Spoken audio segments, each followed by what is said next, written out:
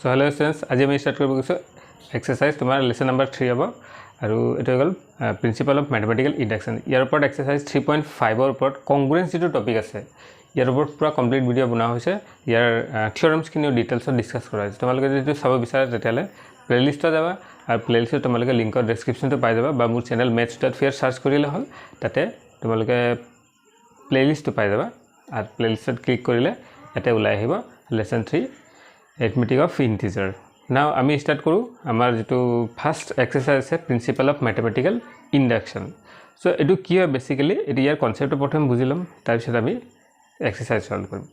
so let's go friends এটো সব first principle of mathematical induction so ইয়াতে আমাক কি বুজাব বিচাৰিছে আমাক কিয় লাগে principle of mathematical induction year basic টো অলপ বুজিলম সো আমাৰ তাত ধৰা এটা স্টেটমেন্ট আছে स्टेटमेंट এটা আমি ললো স্টেটমেন্টক আমি ৰিপ্ৰেজেন্ট কৰিম s of n ৰে such that n square equal to n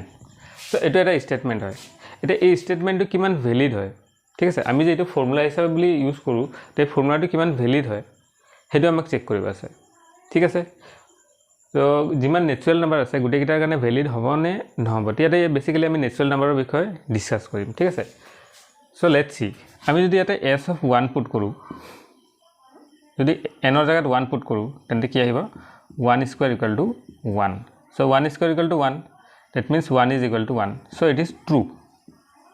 s of 1 is true এটো আমাক true value result দি আছে কিন্তু আমি যদি s of 2 লওঁ তেন্তে এটো কি হ'ব 2 square equal to 2 ইয়াতে 2 পুট কৰা 2 square equal to 2 this is not valid not true তো ই যদি not true দেখাই আছে তাৰ মানে এই যেটো স্টেটমেন্ট আছে এটো ট্ৰু নহয় এটো কি হ'ব স্টেটমেন্টটো false হ'ব but how will decide whether some statement is true or false so in this way we'll see 1 2 3 4 এনেকৈ পুট কৰি চাম যে কিমান লৈকে ভ্যালিড আছে but নেচুৰাল নাম্বাৰটো আমাৰ ইনফাইনাইট লৈকে আছে so how will check we see this method ইয়াৰ কাৰণে আমি আৰু এটা एग्जांपल লম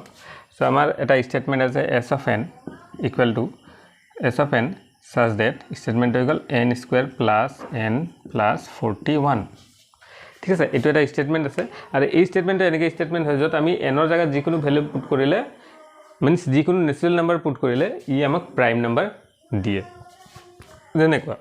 আমি যদি s of 1 পুট কৰো তেন্তে এটো হৈ যাব 1 square plus 1 plus 41 that means 41 plus 1 42 plus 1 43 which is prime number ঠিক আছে তো এই স্টেটমেন্টটো আমাক কি দি আছে এটা প্ৰাইম নাম্বাৰ নেক্সট আমি 2 পুট কৰি চাও s of 2 তো এটো কিমান হৈ যাব 2 square is 4 4 plus 2 6 6 plus 41 which is equal to 47 also this is prime number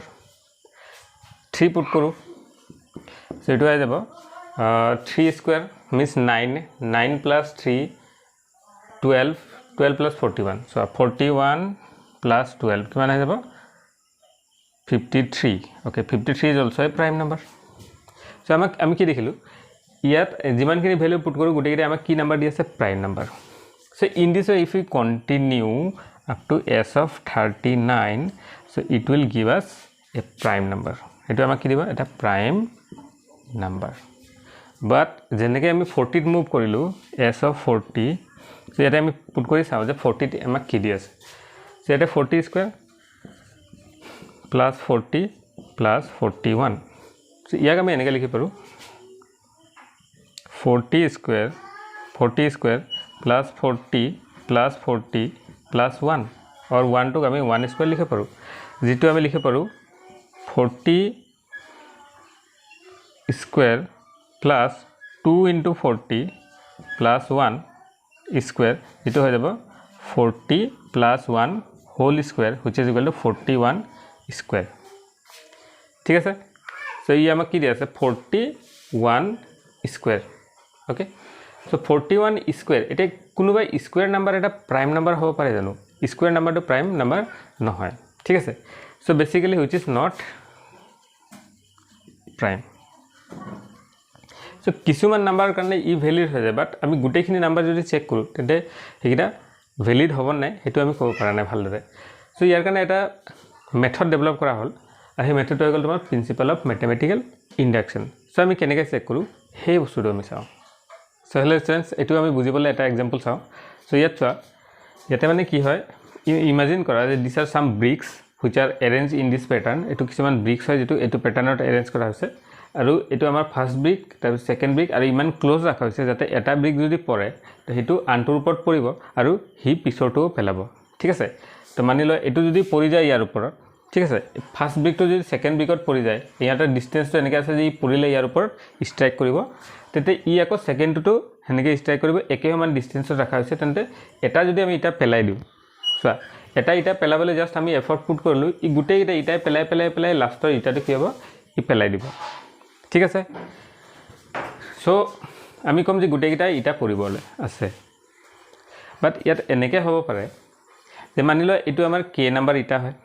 ঠিক আছে আৰু ই কি কৰিলে ইয়াতে এটা গ্যাপ হৈ গ'ল ঠিক আছে মানি লয় ইয়াতে ইটা দিবলৈ আমি পাহৰি গ'লোঁ তেন্তে ই পৰিলেও কি হ'ব ইয়াৰ পিছৰ ইটাখিনি নপৰিব যেনেকৈ আমাৰ চাইছিলোঁ অলপ আগতে যে 40 ৰ কাৰণে ই ভেলিড নহ'ল তো সেনেকুৱা যেনেকৈ ই পৰি গ'ল তেন্তে ই যদি পিছৰটো নপৰিলে তেন্তে ইয়াৰ বাকীখিনি কি হ'ব নপৰিব ডেট মিনছ আমাৰ অনলি কে লৈকে ভেলিড হ'ব ইয়াৰ পিছৰলৈকে ভেলিড নহ'ব ঠিক আছে তো আমি কি কৰিম প্ৰথমে ইয়াৰ যেটো ৰুল আছে এইটো হিচাপত আমি 1 ৰ কাৰণে চেক কৰিম ঠিক আছে আৰু এনেকৈ বহুত দূৰত গৈ পেলাই এটা নাম্বাৰ আমি কে ললোঁ আৰু তাৰ কাৰণে আমি চেক কৰিম যে এইটো ভেলিড আছে নাই আমি এজিউম কৰি ল'ম যে এইটো ভেলিড আছে বুলি ঠিক আছে আৰু আমি এইটো চেক কৰিম যে ইটো যদি ভেলিড হয় তেন্তে ইয়াৰ পিছৰটো ভেলিড হয় ঠিক আছে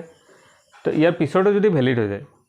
তেন্তে কি বুজি পাম যে বাকি গোটেইখিনি নাম্বাৰৰ কাৰণে ই ভেলিড হ'ব বুলি আমি ধৰি ল'ম ঠিক আছে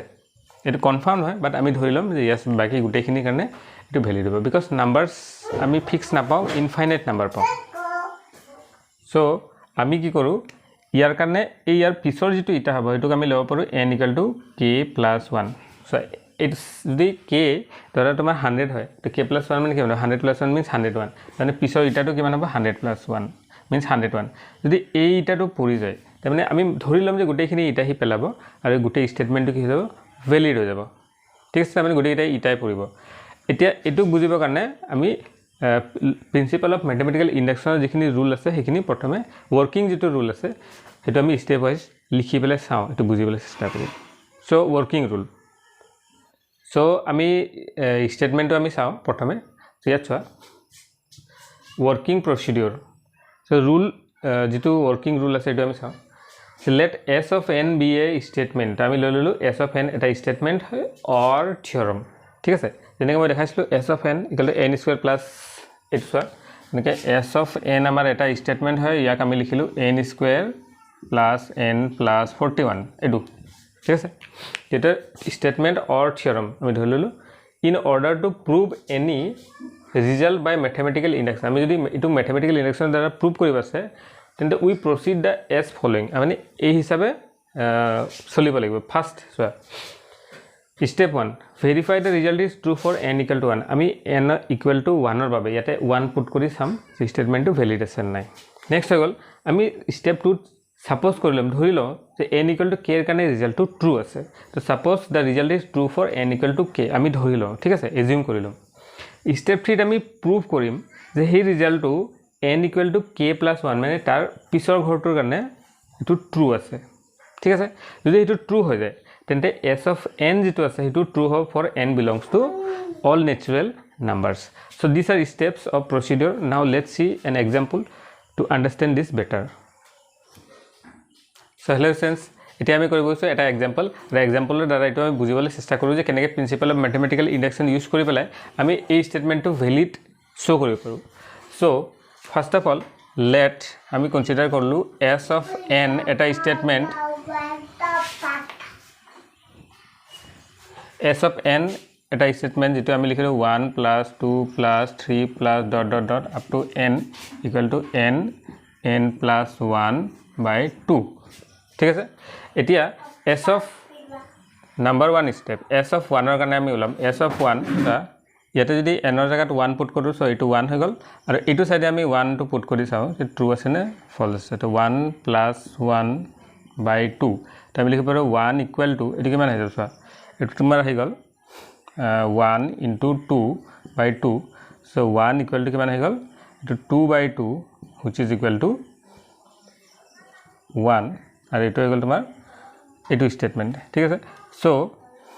s of 1 is true s of 1 is true for n equal to 1 তা আমি কি পালো যে 1 যদি পুট কৰো তা আমাৰ left hand side right hand side both equal আহি যায় তে আমি কব পাৰো যে s of 1 is true for n equal to 1 now step 2 so step 2 ইয়াতে আমি এজিউম কৰিব লাগে যে এই স্টেটমেন্টটো k এর কারণে ট্রু আছে ঠিক আছে তা আমি কনসিডার করি late s of n be true for n equal to k তো ইয়াতে কি আহিব s of k n এর জায়গাত কি বহিব k তাই ইয়াতে এটা আমি লিখি পাৰো such that 1 plus 2 plus 3 plus dot dot dot up to k equal to k plus 1 by 2 এটা আমি কনসিডার করলো নাম্বার 1 ইকুয়েশন ঠিক আছে এতিয়া আমাক শো কৰিব লাগে to show s of n is true for n equal to k plus 1 তো s of n to k plus 1 এর কারণে ভ্যালিড আছে হেতু আমাক শো কৰিব আছে সো ইয়াৰ কাৰণে আমি লিখিলাম s of ইয়াতে হ'ব k plus 1 such that 1 plus 2 plus 3 plus dot dot dot k so এটো k লাগে গল k plus 1 মানে মই বুজাইছিলো যে k কে 1 স্টেপ মোর সো ইয়ালৈকে হৈ গল k স্টেপ আর তাতকে 1 স্টেপ মোর তার মানে নেক্সট স্টেপ হ'ব k plus 1 ঠিক আছে তো ইয়ালৈকে হৈ গল k স্টেপ এটো হৈ গল ইয়ালৈকে আমি গৈ আছো k plus 1 স্টেপ লৈকে that means 1 step more than this so ইয়াতে যিখিনি আহিব সবত কি আহিব k so এটো গল k plus 1 plus 1 by এটো গল 2 এটো আমাক শো কৰিব লাগিব ঠিক আছে এটো রাইট হ্যান্ড সাইড এটা আমি এটো সাইড লৈ ললো সো লেফট হ্যান্ড সাইড ইয়াতে কি আহিব so 1 plus 2 plus 3 plus dot dot dot up to k যেটো আছে এই k লৈকে ইয়াৰ পৰা ইয়ালৈকে সো ইয়াৰ পৰা ইয়ালৈকে আমি কি পুট কৰিব পাৰো ইয়াৰ পৰা ইয়ালৈকে আমি পুট কৰিব পাৰো ইয়াৰ পৰা ইয়ালৈকে আমি পুট কৰিব সো এটো ভ্যালু পুট কৰিব পাৰো 1 ইউজ কৰি পেলে তো এটা হৈ যাব k plus 1 by 2 plus এটো গল k plus 1 আৰু এটো আমাক ইয়াৰ পৰা আমাক শো কৰিব আছে যে দিস ইজ ভ্যালিড আমি এটো সাইডৰ পৰা এটো শো কৰো ঠিক আছে তো কেনেকৈ শো কৰো তো ইয়াৰ তলত 1 আছে বুলি ধৰা তো এটো হৈ যাব তোমাৰ তলত 2 এটো গল k